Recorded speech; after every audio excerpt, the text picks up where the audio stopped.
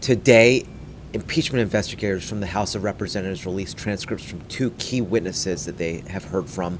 One is Gordon Sondland. He is the Trump administration's ambassador to the European Union.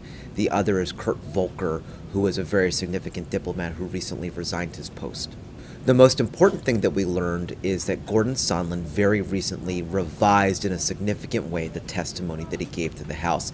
His attorneys supplied the House with a new 3-page document. It's a sworn statement from Gordon Sondland in which he significantly changes his account, and he says he did so based on the opening statements of two additional witnesses. He said after reading those statements, his recollection was refreshed, and he recognized and remembered new details that he previously was unaware of or had not remembered.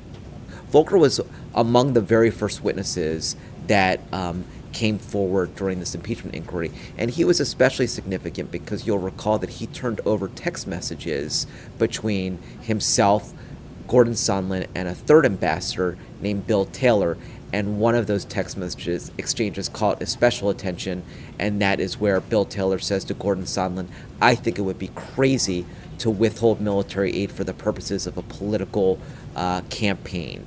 And Sondland then replies, there's no quid pro quo, and the president has been very clear about his intentions. And we have learned now from Sondland's own testimony that he was relying on the president and the president's assertion that there was no quid pro quo when he sent that text back to Bill Taylor.